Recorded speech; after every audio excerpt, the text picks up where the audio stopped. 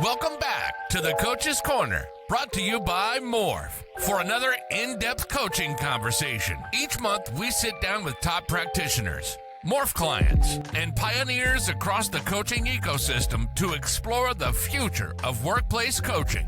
Introducing your Morph hosts, Allie and Sebastian. Grab a seat. You are in.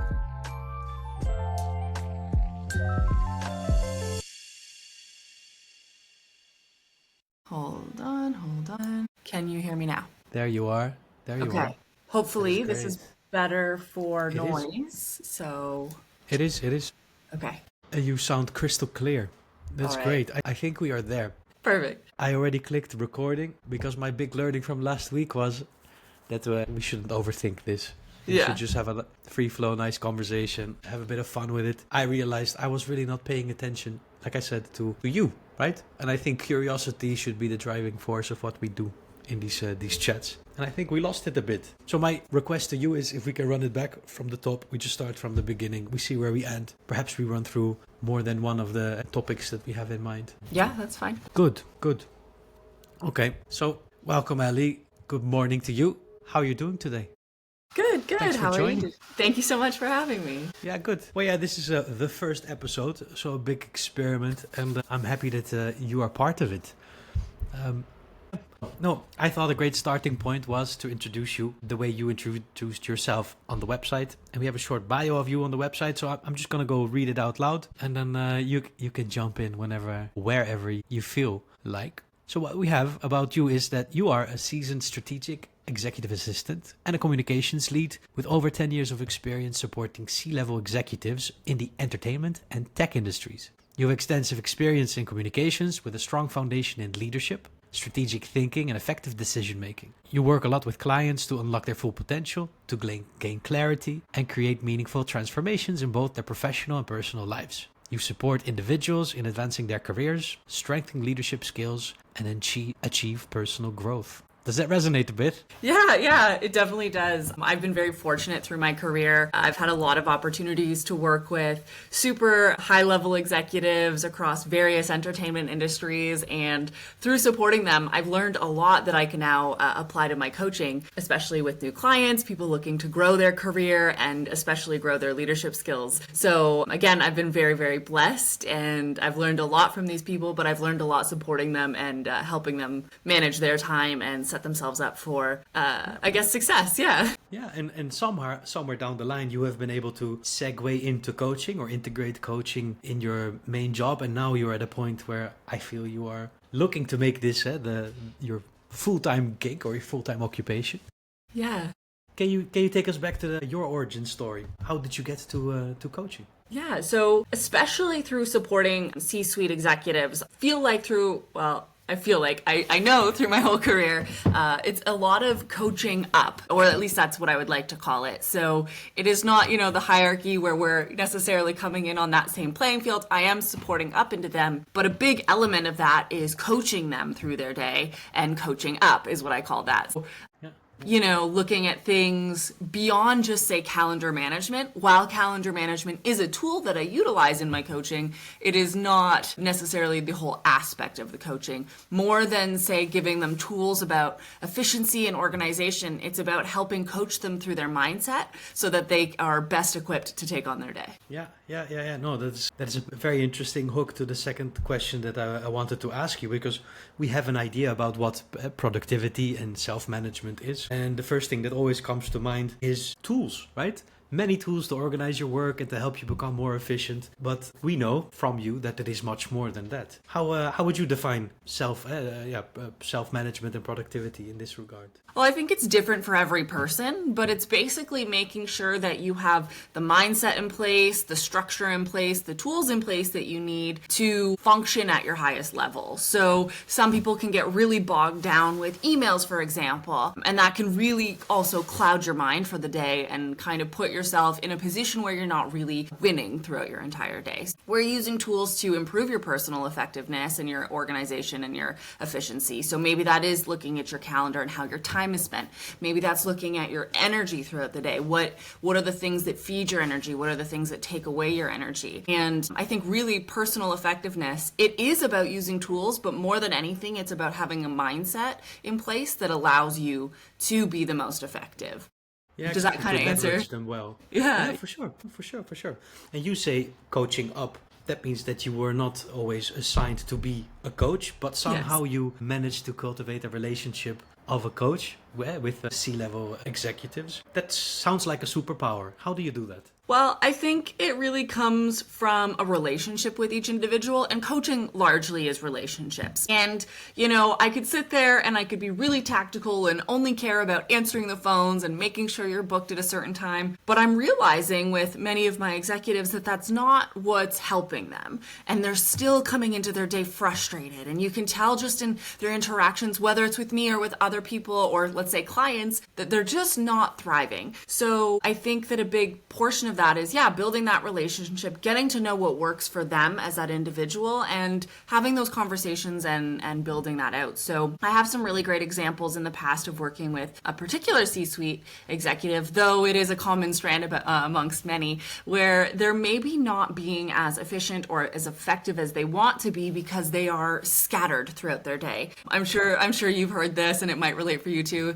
You're like, I'm busy all day, but I don't know what I've done. So it's kind of breaking that down for them and helping them figure out, okay, you answered 5 different emails across 5 different domains or departments. You were in several different meetings. You had different conversations with different individuals, and you're ping-ponging your energy and your thoughts all day. So let's kind of group things and make things better so that you're better at functioning in the day and your energy isn't doing this, but instead maybe you're doing this, rather than up, down. You can have a little bit more of a smooth ride through it. Yeah, exactly. Level it out a little bit and be the day less of a roller coaster. Absolutely. Yeah. No, and so for you, what is the reason that you stay in coaching? What are the outcomes? What is it giving you, the work that you're doing? Yeah, for me, kind of going back to that last example of the executive who's scatterbrained, it really feeds my soul to watch them, kind of transform. And then you can just see the simple interactions in their day. They're happier, they're working better. And for me, that's really fulfilling. So I learned that in coaching up, but I really wanted to expand that out beyond working with just executives because, of course, not everybody can have an executive assistant directly in their corner to help them. And so that's kind of what coaching was for me. It was expanding that offering that I had at one point to a very limited group and wanting to bring it to a much wider audience. Everybody can use a bit of this. Maybe it's not everything that I do as an executive assistant, but there's definitely pieces that have translated to coaching that I can help people at all levels through organizations and even in your personal life. Yeah. Hey, and at Morph, we are all about democratizing coaching, right? Making coaching accessible across teams and different levels of the organization. How do you see the application of targeted solutions like this? For different levels, for different people.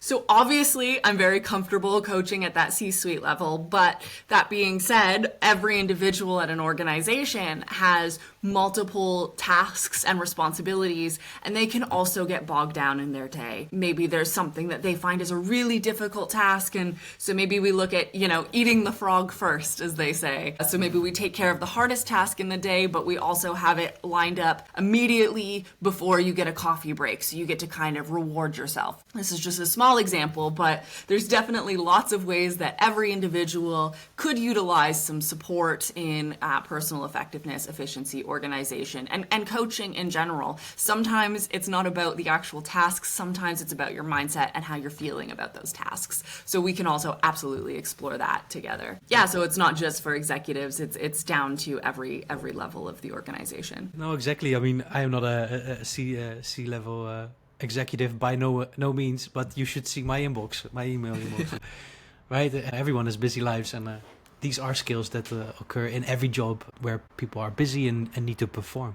And even in your personal life, people have kids, people have, multiple friendships, people might have a job that is a big pull. So there's lots of different things that can pull your energy, and this can definitely support you in some way or another. Yeah, for sure. No, every energy gain in time the time gain that you can get is worth it. Yeah. Yeah. Hey, amazing. So I'm very curious to hear a bit more about the types of coaching, the topics that you cover, and the different ways in which you help people. I know that you have developed your own methodologies, right? Booklets around different topics. And could you share a bit more about, not all of them? I understand that it's way too much to cover today, even in a couple of series. But yeah, the most important things that you think make the biggest impact on people. Yeah.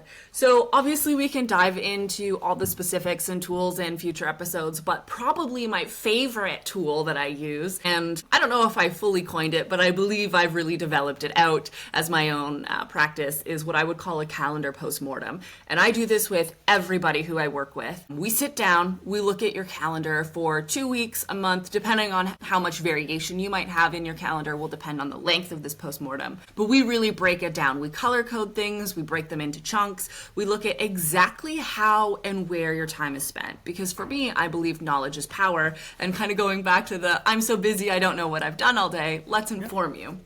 So we look at that, and then we not only break them down into the types of things, we break them down into the energy behind these things. Are these energy sucks? Do they give you energy? Are you excited to do these things? Are they things you do for you, or are they things you do because you have to do them? Or are they things that other people want you to do? So we really break all of these things down, and by having this analytical view of how your time is spent, we can much better optimize and organize it. Maybe this involves things like delegation, maybe this involves things like clustering like items, and maybe it involves things like special treats for the things that you know are really hard. Maybe you go for a 15-minute walk after you've gone through your emails that morning, or maybe you go have your coffee break.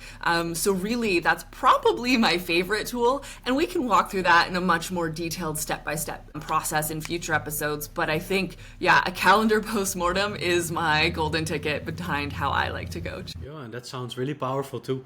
Are there any trends that you see or patterns that you see recurring for most people that you work with? Yeah, I use scattered a lot in my language here, but I would say calendars are very scattered and very full. A lot of the time people are going from topic to topic and switching up so much throughout their day. Sometimes they're not even taking breaks. And honestly, I believe that breaks are a huge tool for you. You need to take your lunch. You need to take breathers between your meetings. Yeah. So I think descattering and organizing up your time a little bit better is a common trend that I'm using. But yeah, feeling like people are just overwhelmed by how their time is spent is probably the biggest common thread in terms of a problem that people come to me with. Yeah, and that is a general pattern you see in lots of professions and busy people's lives.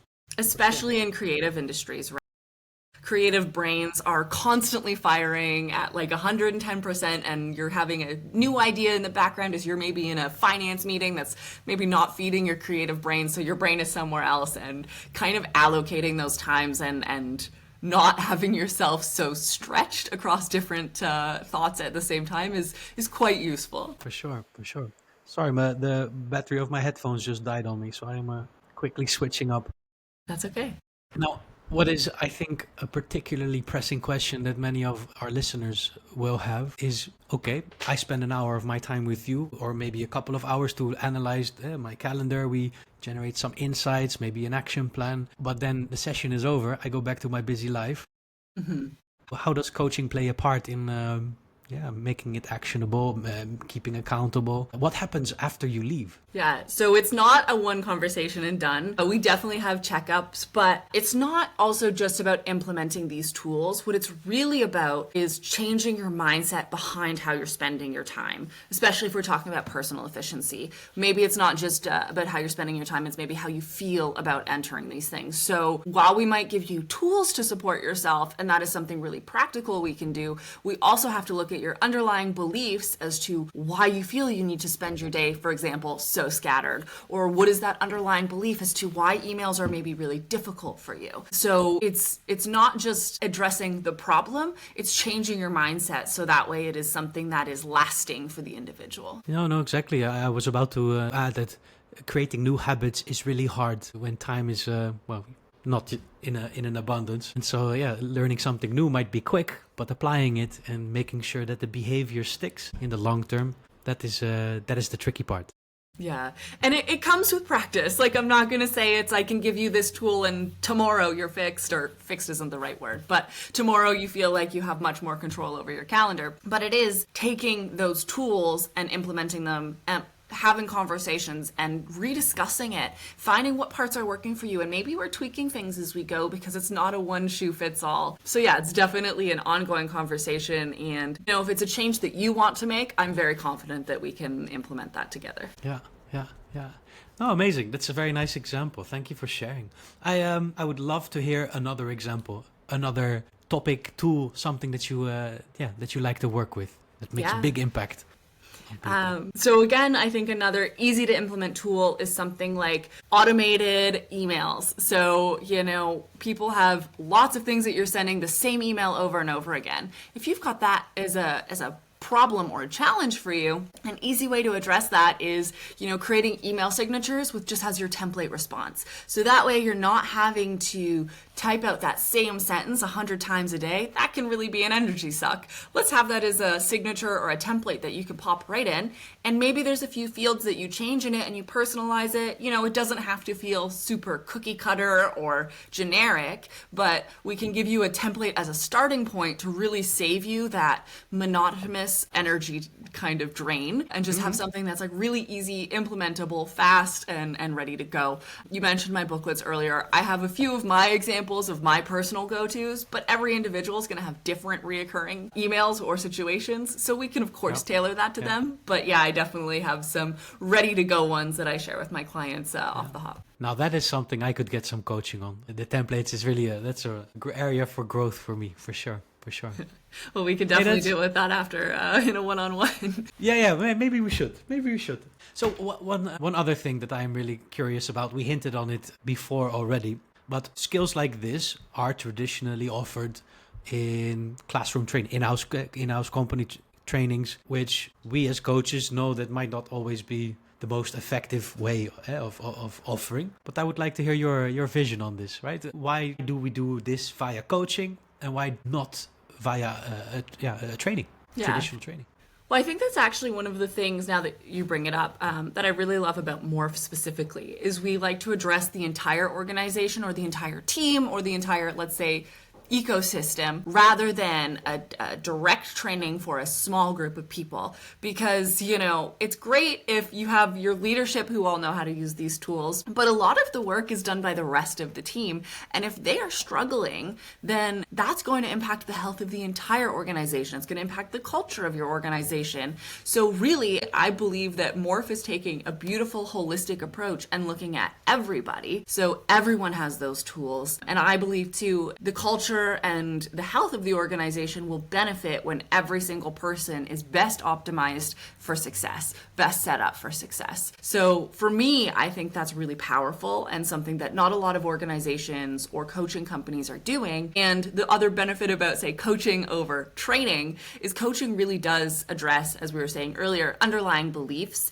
and your mindset, whereas training may not touch those things. Training will give you those tools, which of course is an aspect in coaching, but I don't believe it addresses the entire human or the entire situation at hand. So that is something that I really can get behind and believe in, and is why I'm really proud to be a part of Morph.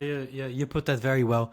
Training is one directional, right? And It doesn't incorporate your own current reality, how the information becomes relevant to you. And what I miss often in traditional trainings that I received in the past is that once I leave the classroom, then it's up to me what I do with it. And I've seen it in myself, and I've seen it in many of my colleagues or people I've worked with in the past, is you go back to work and then your busy life kicks in again, and soon enough everything you learned is forgotten, right? So the retention of knowledge, and then also the transfer into the change of your actual behavior in your day-to-day work, those are things that are largely lacking, and where coaching really is a powerful instrument. Yeah, and I have to really agree and kind of echo that. I mean, there's been times where maybe it's the same for you. I've sat in trainings and I've been like, okay, that's great. How on earth am I personally ever going to be able to implement that or apply that? So the benefit of having a coach over a trainer is you can have that one-on-one conversation. You can share what your added challenge or perspective is that might make implementing that tool more difficult for you. And then together you might be able to come up with a different tool or a different mindset that would help implement that for you. So coaching is a lot more personalized, whereas training is a lot more diagnostic. Yeah. Fully agree. Hey, and I think we're getting to the end of our time today, but before we leave, we have developed a nice little case study in the last few weeks, right? A success story of one of your collaborations. Without giving away too much already, could you give us a sneak preview of what it is and what we can listen or hear more about in the next episode? Yeah, so I think I mentioned earlier that, scatterbrain CEO situation, right? And it is, a story as old as time. A lot of people are overwhelmed by their time. But ultimately what that means is that they are not serving their organization as best as they possibly could be. And as a CEO, you really want your organization to thrive. So we can walk through one of my case stories where I worked with one of these CEOs who was really struggling to get a hold of his day. He was pulled in too many different directions, had too much on his plate every single day. We started with something like a calendar postmortem. We really broke things down for him, looked at how his energy was spent, and by implementing several different tools, which we of course can go into more detail in the future, we were able to really change his day and how he approached his day. So he, started his day a lot happier. He started his day in a better mood. He wasn't stressed. And ultimately what that did was ripple through the entire organization, driving more efficiency, driving more happiness, and in general, improving the culture and the outputs that organization was able to do. So it started at the top, but it truly waterfalled throughout the entire organization, bringing a lot more happiness and fulfillment at work for many people across the team. Yeah, that sounds like an amazing case, amazing story, and I cannot wait to hear more the next time. Absolutely. Good. Allie, may I thank you for your time and for this lovely conversation. Yeah, thank you so much for having me. I'm always happy to chat with you. And again, Morph is truly a beautiful organization, a beautiful idea that will help really bring coaching beyond the individual and to organizations and teams as a whole. So thank you so much for having me on this team. Of course. No, thank you. See you next time. Cheers. See ya. Thanks for tuning in to another episode of the Coach's Corner, brought to you by Morph. If today's conversation sparked something for you, a question, an idea, or even a request, please don't hesitate to reach out. We'd love to keep the conversation going. Curious to learn more about our work? Head over to morphorg.be to explore more. Until next time, let's keep rethinking what coaching can be and morph into a better you.